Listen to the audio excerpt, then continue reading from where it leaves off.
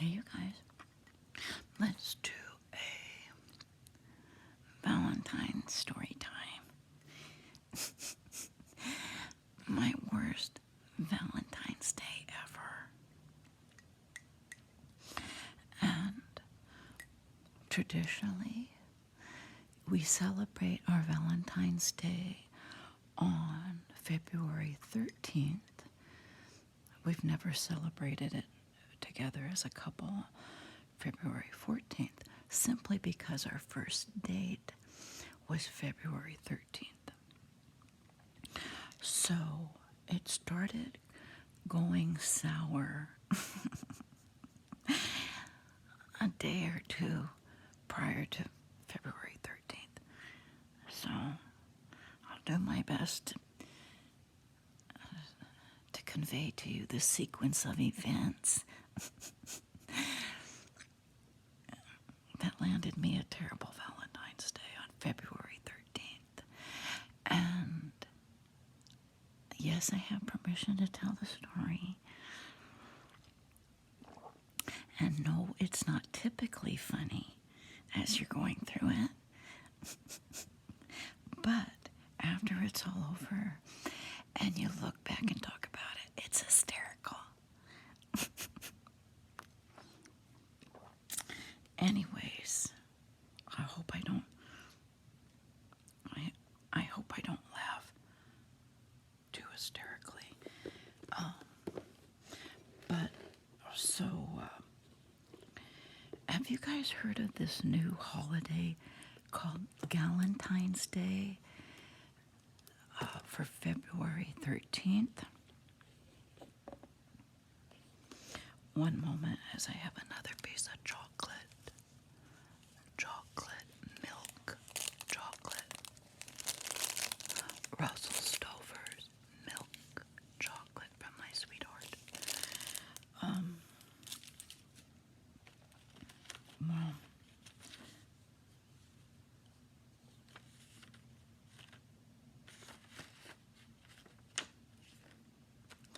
apparently now February 13th is gonna be Valentine's Day. And I really took it personal because that was our Valentine's Day. That was our first date. I got really emotional and mad, saying they do all these things to make money. Everything they do is just always motivated by money. And so I decided to be upset. Again, this was like a couple days before Valentine's Day that I heard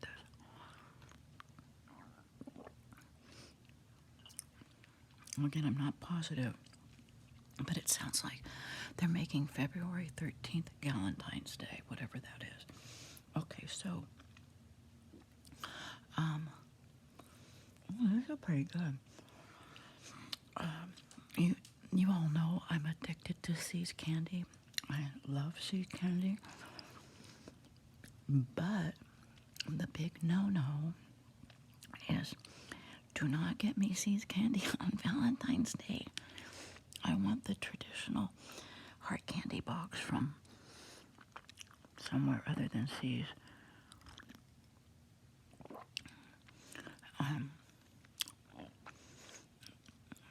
Bless his heart, my husband always remembers. And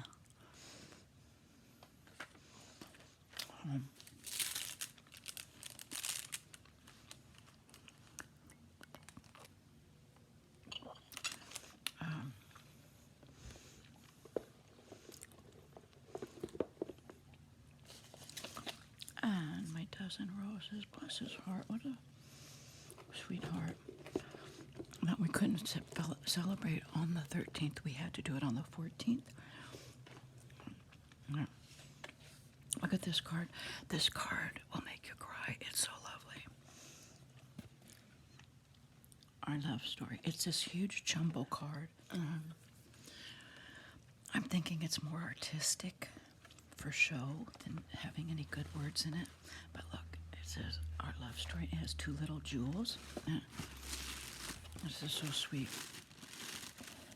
It says, once upon a time, on a day that looked like any other day, someone like no one else came along and made life into something that would never be the same.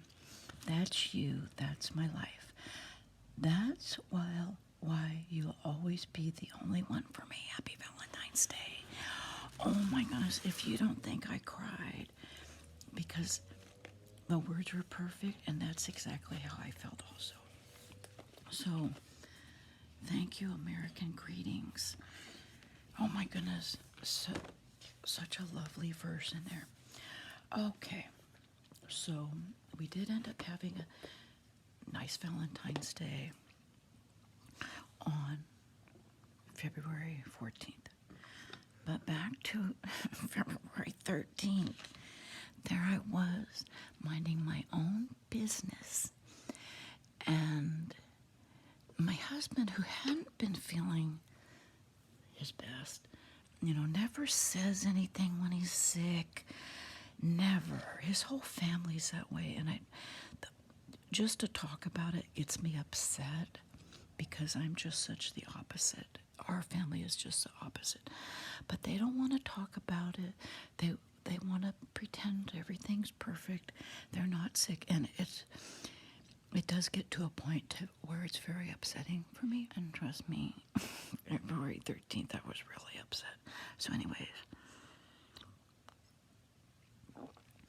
he hadn't been feeling well for I'm going to say this is so in January, and that's a whole nother fun story time we can go into. From actually since January, he hadn't been feeling all that great. Never said anything about it. That's a whole nother fun story time. I'll tell you what happened to us in January. I'll make sure I have permission to tell that story. But so he hadn't been feeling well. And so February comes along, and he thought he had taken care of the problem in January. All right. The morning of the 13th, he was so miserable, and he didn't know what was wrong. He says, I just don't feel good. I can't see. I just have a headache. So, Dr. Angela, the supplement, Dr. Angela says, have you been taking vitamin C? So I take his vital signs, and everything's somewhat a little bit elevated. Temperature is like 99, blood pressure a little high, blood sugar a little high. But because he felt so miserable, and he was just like a rag doll, I said, something's not right, but since you're not going to tell me what's wrong, I'm taking you to the emergency room. And wasn't I surprised when he said, okay. So we get there, and he doesn't even talk. He feels so lousy, which is so unlike him. So even the doctors and nurses, they're not really getting much out of him. And so I say, well, best I can understand is it seems like he has a temperature and a headache, and all his vital signs are rising. They're very high for him. And I always worry about him because of his heart, and I'm just always worried. Okay, so they look at his medical stuff, and he says, no problem. We'll take a chest x-ray. We'll rule out the thin. So we're thinking maybe he has coronavirus. Since he can't communicate, I'm thinking, this really is bad. He doesn't even have the words to communicate what's wrong. So I'm thinking coronavirus. I'm thinking all this stuff. And he also hadn't been eating like his normal self. So I'm thinking strep throat, all this stuff. So they do a chest x-ray, they run blood tests looking for infections. Everything comes back normal. He said, we took 2 chest x-rays, his lungs are excellent. Blood tests, everything's excellent. I said, well, how can that be? And they did a swab in his nose, no, in his throat, no virus, no strep. So I'm looking at it, the doctor saying, how can that be? How can he not feel good? And all his vitals going up and his temperature's going up. And look at him, he's like a ragdoll, and he's not even talking. And they said, well, if it's a virus. Well, I said, well, what kind of virus? And they said, well, we've ruled out the flu. And so they said not to worry. Okay, so we go home, not to worry. This was super early in the morning on the 13th. Okay, we go home. He gets in his pajamas, and the day gets worse and worse and worse. He doesn't eat. His vitals are really high. Now his temperature is like 101. Blood pressure getting up there. Blood sugar getting up there, and he's not even eating.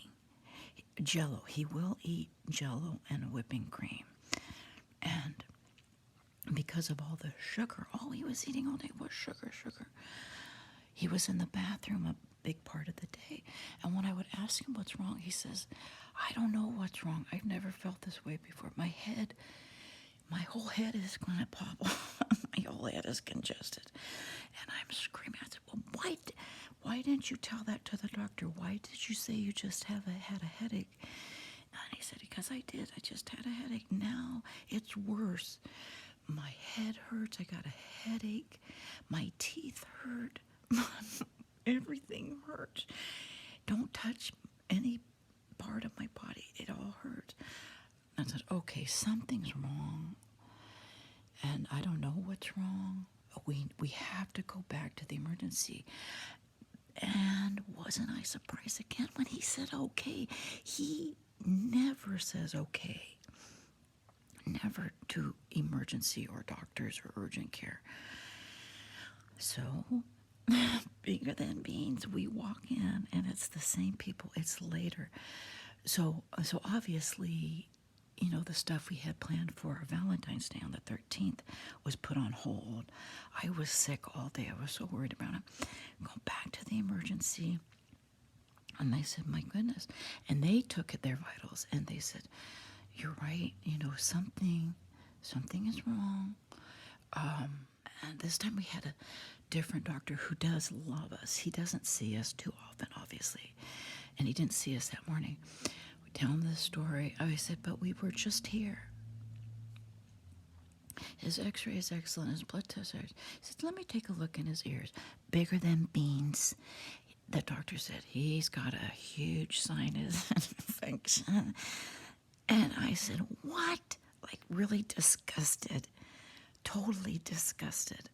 I don't know what I was more disgusted about. The fact that my husband just didn't say his ears and he can't breathe or, all that. Or the fact that we had been for all that testing and they couldn't find a sinus infection. And the doctor was so kind and he says, we're going to get you some medicine and get you folks home right away. You have nothing to worry about. So I'm bludgeoning him with questions. I said, doctor, I apologize, but I am confused. How did we do all these blood tests and everything? And they find nothing. He says, oh, well, this wouldn't show up on a blood test. So he gave him a nose spray, gave him a antihistamine. And you have to know, I have no history of sinus stuff. Our kids have never had it. Though my sister and my mother, they have all dealt with it their whole lives. It's completely foreign to me. I would never think that any of that. It's just so out of my realm of thinking of illness. If somebody's ill or sick, the first thing I think of is, are you taking your supplements? No. So before we left, I said, so to be clear, all his blood cells, the white and red, all the stuff you look for a problem, everything's good. So in the future, same thing happens, I can ask them to check for sinuses because it's not going to show up correct. He says, that's right, and don't you worry, you guys are going to be fine. And he says, well, you seem upset. I said, I am upset. upset. And it's because we've seen him before. He's been with our hospital for decades, forever. It seems like, and he's so kind to us. And I said, today's our Valentine's Day, and because he couldn't communicate to me what was going on, we've had to come to the emergency room 2 times for this, and I was really like getting overheated in this chair. And he says, I totally understand, and unless your husband has had a history of this, and he's flipping through the papers, he goes, which obviously he doesn't, and he said, what about you? I said, the most I've ever had is a stuffy nose from a little, everyday cold. And he says, no need to be upset or alarmed, because it can come on gradually, which apparently your husband has had these little mild symptoms that has built up for a long time.